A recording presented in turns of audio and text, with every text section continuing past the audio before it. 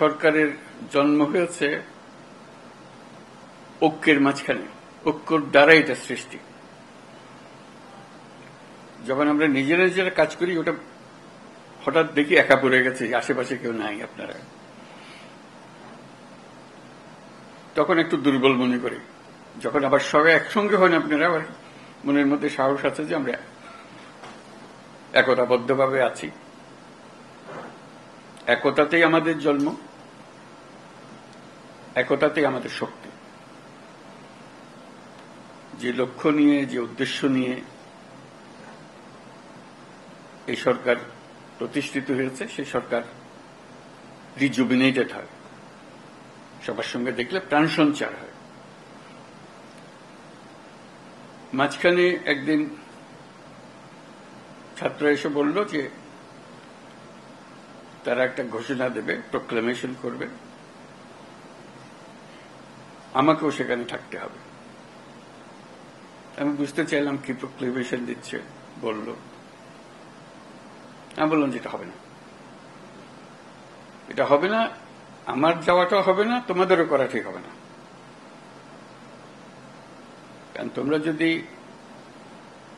5ই জুলাইতে ফিরে যেতে চাও, সেই দিনের পরিপ্রেক্ষিতে যা হয়েছিল সেটাকে রিক্রিয়েট করতে হবে, একা এটা করা যাবে না। ওই দিনের পুরো অনুভূতিটাই ছিল একতার অনুভূতি। কেউ বলে নাই যে তুমি অমুক, তুমি অমুক।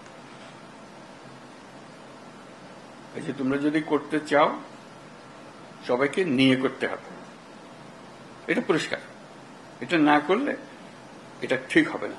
যে একতা দিয়ে তোমরা 5ই জুলাই সৃষ্টি করেছিলে, সেটার অবমাননা হবে। তারা খুব খুশি হয় না আমার কথায়, কিন্তু ক্রমে তারা বুঝলো যে 5ই জুলাই যদি রিক্রিয়েট করতে হয়, তাহলে 5ই আগস্ট জুলাই বলছে, 5ই আগস্ট যদি রিক্রিয়েট করতে হয়, তাহলে এইভাবেই করতে হবে, একত্রে করতে হবে। সেই কথার থেকেই এই আলাপ শুরু, সেইভাবে একত্রে করা যাবে। আজকে এই আলোচনাটা একে কেন্দ্র করেই হবে।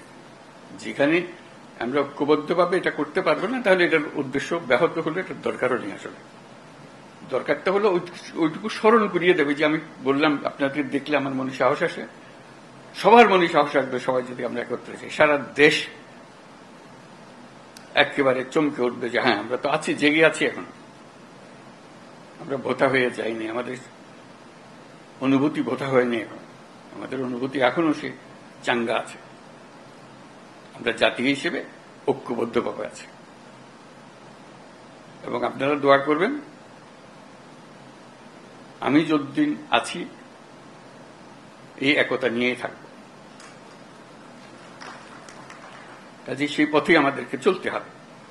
আমাদেরকে সেই সাহসটা আপনারা দেন যখন আমি আপনাদের সঙ্গে একত্রে বসি। আজকে খুবই সাহসী মনে হচ্ছে আপনাদেরকে দেখে, 5ই আগস্টের কথা স্মরণ করে, যে আমরা একতাবদ্ধভাবে আছি এবং কিভাবে সেই একতাকে মানুষের সামনে প্রকাশ করব, এই 5ই আগস্টকে রিক্রিয়েট করব, সেটি এখন আলাপের বিষয়বস্তু হবে। ধন্যবাদ আপনাদের সবাইকে আসার জন্য। এই যে বললো, আসার প্রক্রিয়ার মধ্যে যেহেতু তাড়াহুড়োর মধ্যে করতে হচ্ছিল, একটু এলোমেলো হয়ে গেছে, সেটার জন্য আপনারা মনে কষ্ট নেবেন না। কিন্তু আমরা যে বিষয়টা নিয়ে আলাপ করছি একটা গুরুত্বপূর্ণ বিষয়, এবং যদি সর্বসম্মতিক্রমে আমরা এর থেকে একটা দেশের সামনে আসতে পারি, দেশের জন্য ভালো, আন্তর্জাতিকভাবে অনেক ভালো। সবাই দেখবে যে এই জাতিকে বহু ঠুকরি হয়েছে, তো নড়ে না, স্থির হয়ে আছে, শক্ত হয়ে আছে। এটি হলো আসলে, সেটা আমরা সারা দুনিয়াকেও জানাতে চাই, আমাদের দেশবাসীকেও জানাতে চাই। আপনাদের আজকে আসার জন্য